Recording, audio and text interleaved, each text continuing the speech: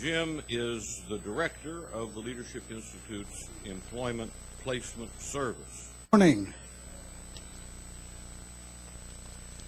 The Honorable Joe Pitts is a six-term congressman who represents the 16th Congressional District of Pennsylvania, a district that stretches from western suburbs of Philadelphia and Chester County, north to Reading and Berks County, and on into Lancaster County.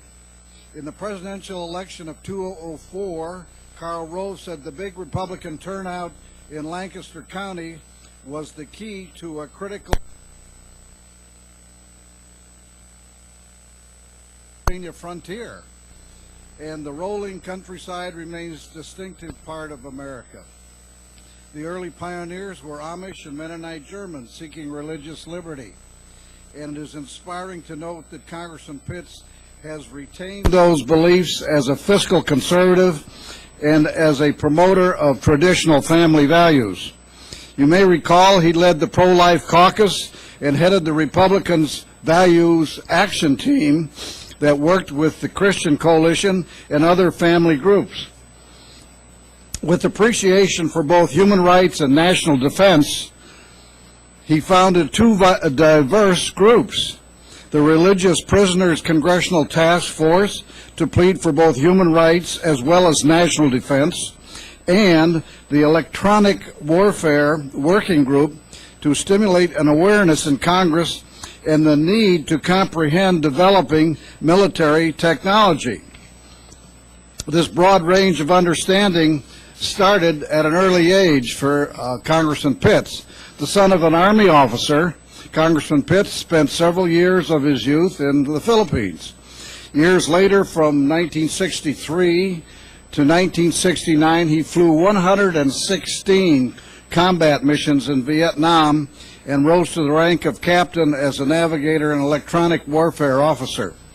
Now, looking at the critical issues ahead in this coming Congress and in the future, Congressman Pitts took leave from the International Relations Committee to focus his efforts on the critical and influential Energy and Commerce Committee, and with the leadership being aware of his unique knowledge and experience, assigned Congressman Pitts to 3 subcommittees where he will play an active role in the writing of 1, a national energy policy, 2, a national health policy, 3, the reauthorization of the 1996 Telecommunications Act, 4, the reauthorization of the National Institutes of Health, 5, the reauthorization of Medicaid, and oversight of all federal agencies that fall within that committee's jurisdiction. Please welcome one of the most respected and diligent members of Congress, Joe Pitts.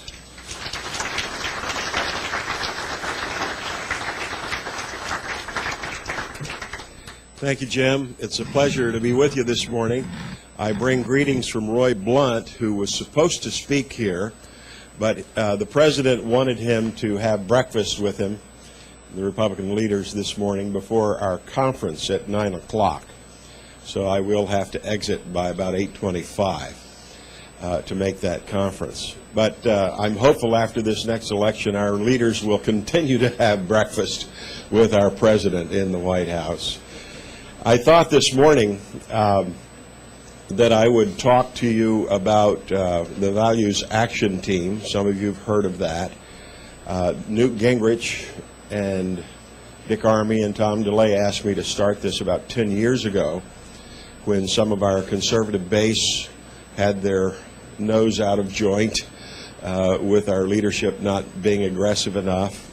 And I had done something like this in the state legislature. I served in the Pennsylvania State House for 24 years before coming to Congress in '97, and had started a similar group there, so they asked if I would put together this inside-outside coalition. The Values Action Team is a group of 70 members and about 50 outside groups that are pro-life and pro-family, fiscal and social conservatives. Some of you may have seen our annual report. That gives you about the best idea of the types of issues we deal with all through the year. But we work with outside groups like National Right to Life, Family Research Council, Concerned Women, Catholic bishops, Christian schools, all types of groups, many of them smaller groups, every week. And the typical scenario is goes something like this. My staff meets with the members' staff, about 70 members, as I said, early in the week to set the agenda for the week. And then on Thursdays for an hour, the outside groups come in, and I usually have 2 or 3 presenters. Might be a leader, it might be a committee chair, it might be a prime sponsor of a bill, someone taking the lead on an issue, or an expert in a field. And we give action items to the group. And we check each week, follow up on what has been done since the previous week. In other words, some groups will do postcards, some will contact certain members, some will do radio shows, publicity, that type of thing. But working together, all of us working together, can help really build consensus among our base and move policy in the right direction. We do a number of things that you might not be aware of that I thought I would cover this morning. We watch all the legislation, and in our annual report we break it down by the appropriations bills and all the riders. As you may know, we have 19 pro-life riders on the appropriations bills that set pro-life policy in our law. Things like no abortions in military hospitals, UNFPA for China, Mexico City, Kemp Caston, Hyde Weldon, various amendments that have been offered through the years. And we have been able to sustain those pro-life riders. Early in the session, I spoke, well, this was really last session, I spoke to the President at one of these White House briefings that I'm going to this morning about this issue when the Democrats took over last year. And I said, Mr. President, we would like you to issue a veto threat if the Democrats pass any language in any appropriations bill which undermine any of the pro-life provisions in law. He said, I'll do that. So I went over and I talked to Karl Rove, and Karl said, what I want you to do, Joe, is get me a letter signed by 145 members that you will sustain a veto, a letter to the President if he were to veto. And I said, Karl, what are you doing this to me for? You know we can get the votes. Why are you doing it? He said, you just go ahead and do it. So that was on the last day of session before I was taking off on a trip to the Middle East. So I went over to the floor, got my 10 whips. We drafted the letter real quickly and circulated. And in 2 hours, we got 156 signatures. And so we sent it over there. And when I got back from the trip, Karl called me up and he said, hey, congratulations, Joe. It's a good effort. I said, well, if you give me another 2 hours, I'd have got you 20 more. We didn't have any Democrats on that letter, and we could have gotten a few more, but that was a good effort. And because of that, the President issued his veto threat. The Democrats tested us with Mexico City, weakening the law in the language in the Foreign Ops bill, and we sustained the veto. And we had, I think it was 178 members vote with us on that. So that is a great victory. Our victories have turned to being defensive. Now that we no longer control the agenda, we don't set the agenda, we don't decide what bills come before the committees or before the members. We don't even get a chance to offer amendments anymore. You know, I don't think the media really tells that story fairly. They've shut us out in much of the legislative process, something that's been going on for 225 years, amending bills on the floor. unfortunately, by the Democrats, who are so transparent and bipartisan, been steamrolled on many issues. We've won a few motions to recommit, which is also a great victory. But the Values Action Team works with our leaders in promoting good policy and good law in all of these bills. And in that annual report, you'll read about all of these amendments with a paragraph or two on each one, giving you the status. We list the wins, the losses, the status quo. At the end of the report, we cover the administrative oversight, the letters that we send to different agencies, the court cases that we watch. So you get a pretty good picture, analysis of what the Values Action Team does through the year. But there are things that we do that you don't read about in the report, and I'll cite you 3 examples. Tomorrow, there's a hearing before the Health Subcommittee, on which I sit, on Energy and Commerce Committee, on stem cell research.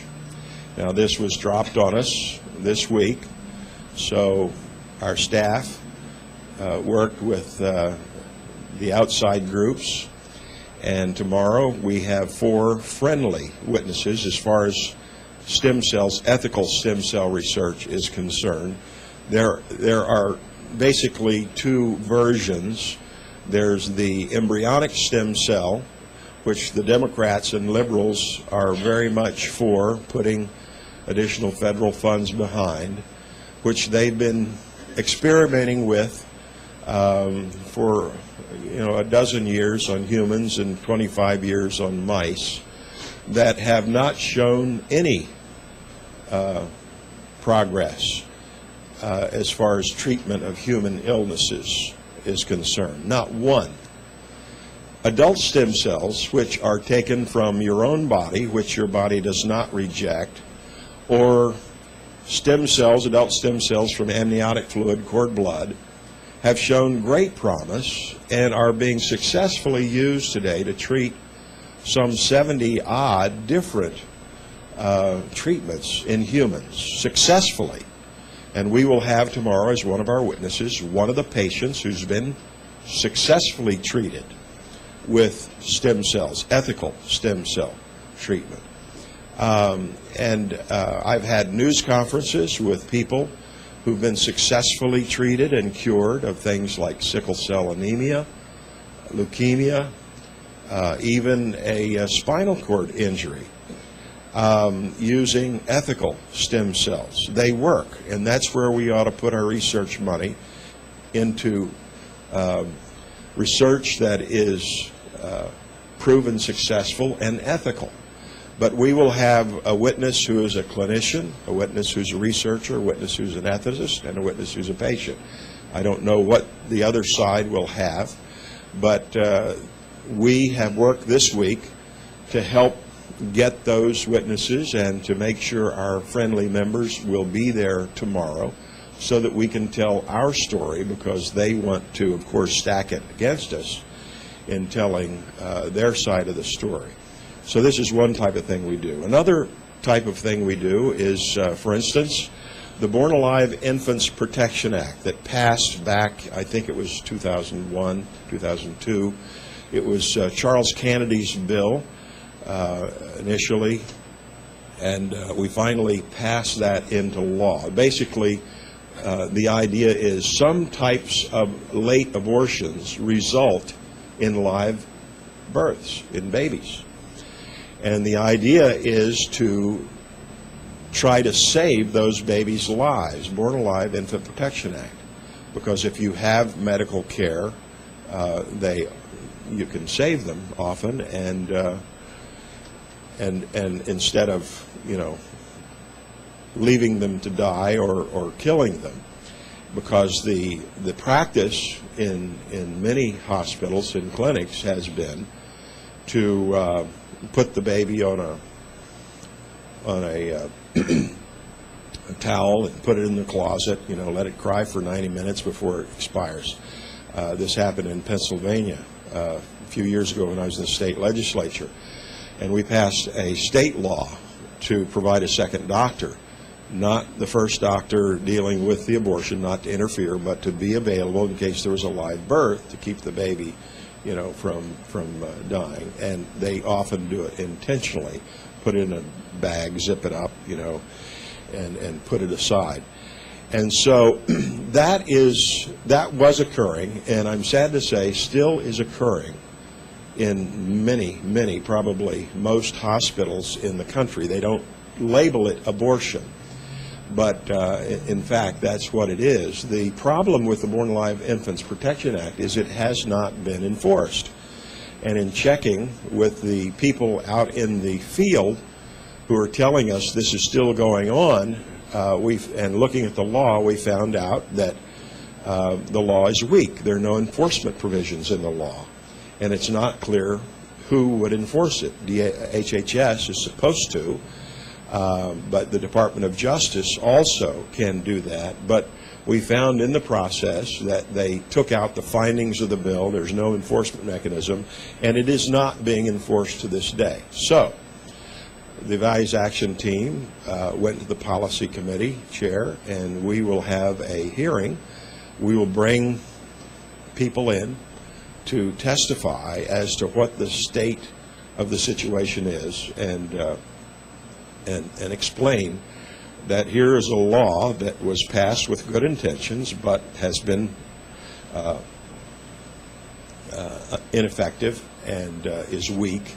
We'll identify the portions of the legislation that need to be changed, that need to be amended. We'll look for a vehicle and seek to do that. But in the next few months, you will see that story. Hopefully we'll get good coverage and tell the story to the public so people can see some of the outrageous things that are still happening, even though the Congress acted and unfortunately didn't change the situation. A third issue is something, for instance, that you saw reflected yesterday in a speech by John McCain. I don't know how many of you saw or read that speech. If you haven't, I would urge you to get a copy of it. It's a very good speech. About 3 weeks, maybe 4 weeks ago now, I set up a meeting with Senator McCain and 15 of the members of the VAT group, and we spent over an hour with him talking about the issue of judges and justices on the Supreme Court. I reminded him that 7 of the 9 justices were appointed by Republicans.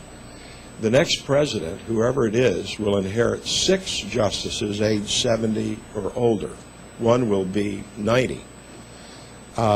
So the next president will probably get 2, 3, or 4 appointments to the Supreme Court. Whoever the next president is will shape the court for the next generation, for the rest of your lives.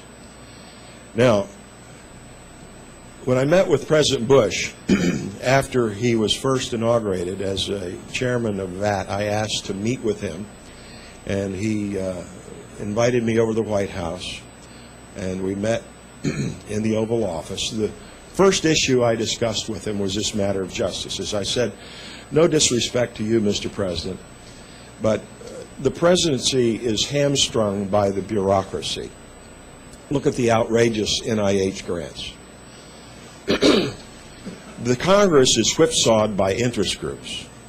It is the courts, the Supreme Court, who's the dominant ruling authority in this land. They've grabbed the bull by the horns, and they've issued the decisions on privacy, abortion, life, marriage, pornography, guns. The issues that our base care about are decided by unelected members of the court. And I said, the one thing your base will never forgive is if you appoint liberals in the vein of, and out of respect to him, I wasn't going to say Souter because that was his father. I said, you know, Sandra Day O'Connor and some of these, and he said, yeah, Souter's the worst. Yeah, he jumped right there. He got it. And he said, I agree with you. Judicial activism is killing us. And he said, I'm of the same belief as you. I will only appoint real conservatives who are strict constructionists as far as original intent to the court. And you see what he has given us, a John Roberts and a Samuel Alito. And so I reiterated that story to John McCain and said that what we in this group, the 16 of us, really care about more than anything else is the kind of nominees you're going to make to the Supreme Court.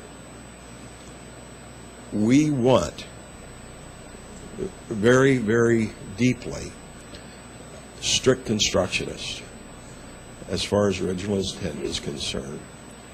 And if you will commit to us, we will go out and seek to energize our base. He said, not only will I give you, and we talked for an hour about the problems of certain Republicans on the court. He said, I will not only appoint strict constructionists, but I'll appoint strict constructionists with a proven track record so we don't repeat the mistakes of Reagan and Bush 1 as far as nominees. And he said, I will start using this language in my speeches to try to energize the base. And you saw what he said yesterday at Wake Forest. It was a great speech. And I am really convinced all of those who were there, Chris Smith, Dan Lundgren, and I won't name them all, but all of us were really happily convinced and pleased with his commitment. He said, I would like you to continue these meetings with me. So he's asked me to set up another meeting with 15 more members, VAT members, and another meeting with outside groups, the leaders that we meet with in VAT every week. And we have those meetings set up. And we will continue that kind of input on the issues that we care about so deeply. I told him, you know, I said, I've got a good Republican district, but there's a cardinal rule in politics, and that is you don't deflate your base. I said, in 2004, George W. Bush and I received in one of my 3 counties, in Lancaster County, where I have the whole county, over 145,000 votes. In 06, I was, and we were the top vote getters, more votes than any candidate in our history that year. In 06, I was the top vote getter, and I got 91,000 votes. This was the year that Rick Santorum won and lost. 55,000 people in Lancaster County didn't show up at the polls who voted in 04. And I said, you know, our base, if they're not energized, they won't vote against you. They'll just stay home. And I said, we must energize the base. And this issue of Supreme Court justices is one thing the base really cares about. They get it. They understand that our culture has changed. And there's nothing sacrosanct about a Supreme Court opinion. The Supreme Court has reversed itself over 100 times in our history. Look at Dred Scott, for instance, that opinion. And they can reverse themselves again. Sandra Day O'Connor was the swing vote in 5-4 decisions on issues like partial birth abortion, the sodomy law in Texas, the 10 Commandments. And I said, we need one more vote to overturn Roe v. Wade and Doe v. Bolton. And the next president's going to get that appointment. So it's extremely important to our base, and our base understands this. And on this issue, I told him this story. I said, I know a young engineer at Boeing. He happens to be my son-in-law. I didn't tell him that. I said, you know, they can't stand you. But I said, when this issue was explained to this young engineer and some of his friends, they said, we'll vote for John McCain if that's a commitment. This will get votes for him.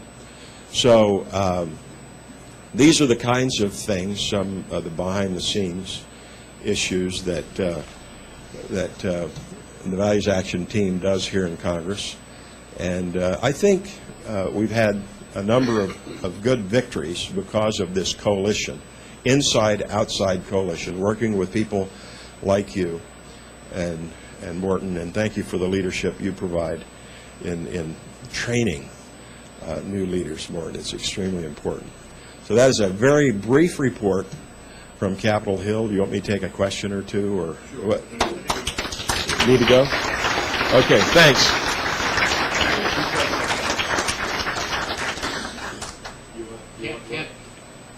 I think we gotta get through. One question. All right. One question. Is there a question? All right, yes, sir. One question. Howard Voltage, retired police detective from Fort Worth. Today, America has 2.3 million people behind bars. Is this something that the country should be proud of, or something we should be concerned about, both in the cost of human and financial terms? Well, I don't know that we should be proud of having that number of people behind bars, but it is a little bit reassuring that people who are terrorizing the public are not able to continue to do so. I would point to organizations like Prison Fellowship, and there are other groups that are faith-based that can reach and touch the heart, the spirit, the mind of a person to change behavior. If you look at the programs, and they're all over the country, I have one in Lancaster County, their programs working in prison and then with care groups outside of prison who know the families in our county or community and have mentoring programs to help them readjust to reentry after they've served their time, help them build a resume, get contacts, get interview skills, find a job, stay with them for accountability. They have an 8% recidivism rate compared to 80, a very high recidivism rate for the normal in and out of the process prison system. So I would urge us to support those kind of systems, those kinds of programs. Those programs are under attack in our courts. And Prison Fellowship has had, I think, a prison in Iowa, a couple in Texas turned over to them, and they do it because they work. And those are trying, the liberal left are trying to shut down those programs because they're faith, based. And I would say that's the kind of program that I think a good Supreme Court would say is legitimate. Thank you. Okay. Congressman, thank you. Let me offer you a little present here. This is an Adam Smith tie from the Leadership Institute. Happy to have it. You are certainly a man for all seasons, and what a pleasure it was to have you here. Thank you.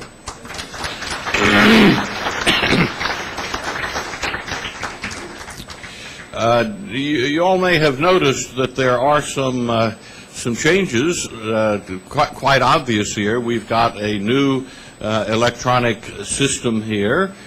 You no longer have to look at the big old TV machine that was here. We've got these screens which are very useful now in our schools.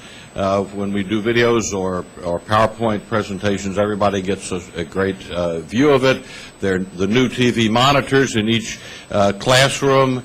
They are bigger, they are clearer, they're a little bit higher than the old ones, but still, if I walk under one, I can bump my head.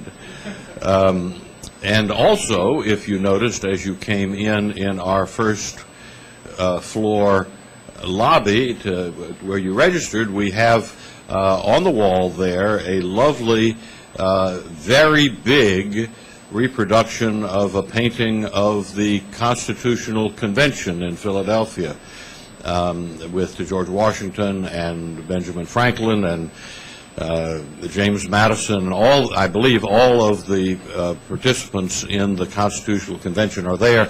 We've just got it up on the wall. The frame will be, I think, completed today, and it'll be covered by a big piece of glass.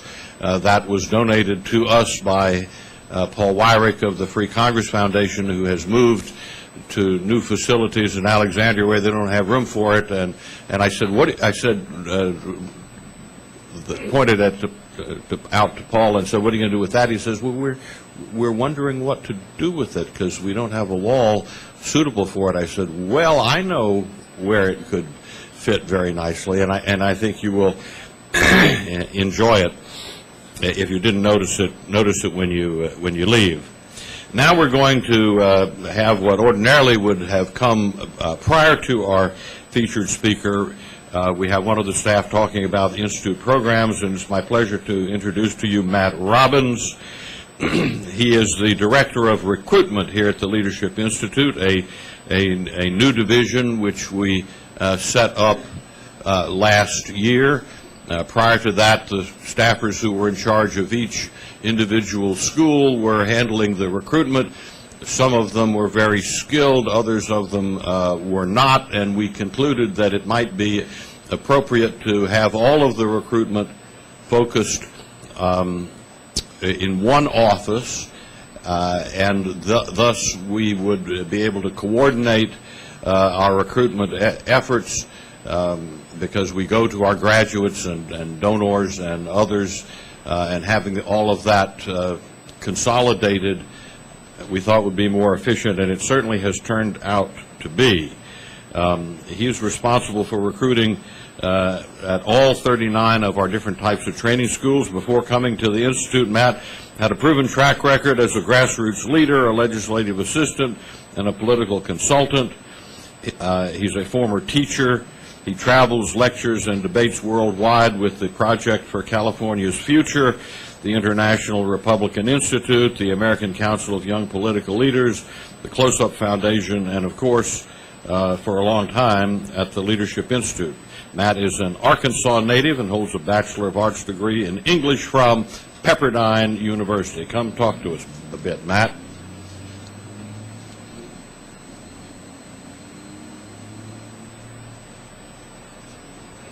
Thank you, Morton. Ladies and gentlemen, I love my job. I've got a great role here at the Institute. I think I'm probably not alone in this. I probably feel the same way. Everybody who's worked for Morton in the past 30, 40 years, I feel I'm here at the most exciting time the Institute has ever had. We are rolling. We are booming. Our programs are swelling at the seams. I look around the room. You can see the technological advances here today, but you can also look around the room and see the program directors in the room. They're doing amazing things. My job is an easy job. My job is a wonderful job. I sell a product that everybody wants, and we are the ones who offer it. We are the ones who have the market cornered on very, very specialized trainings. I look at Miguel Moreno, our International Programs Director, who is literally going to foreign countries and training hundreds of people in one fell swoop every single time. I look at Eric Slee, our Multimedia Training Director, who has incredibly advanced and niche trainings, such as our very, very state-of-the-art Advanced Public Relations School, which has some of the top working practitioners and professionals in the Washington, D.C. media arena. I look at Brian Burness, who's our Political and Fundraising Training Director. We have, under Brian, become, I think, the de facto and default Internet training grounds of all in the conservative movement right now. Megan Parlett, underneath Brian, has brought in the premier bloggers, the premier IT wonder kids of the conservative movement from Heritage, from Cato, and a million points in between. We are offering incredible things in addition to all of our staples, our grassroots training, our campaign and political training, our candidate development, on it goes. It's 39 right now. The number will never stop. It's a wonderful place to be. I hate to quote John F. Kennedy at a Leadership Institute breakfast, but a rising tide is really lifting all the boats here at the Institute. It's really remarkable. We're 1 year into our reorganization under Stephen Sutton, our Vice President for Programs, and it really is changing and delivering great results. So thank you for your support. Thank you for being here this morning. I'm delighted to be here. I'll be glad to answer questions about any of the recruiting programs or tactics or trainings that we offer. Thank you again, and thank you, Morton.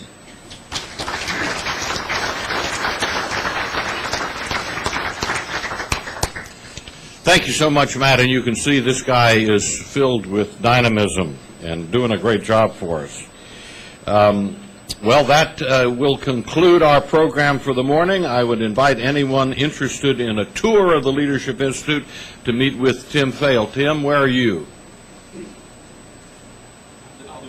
Oh, I'm sorry, Tim's not, huh?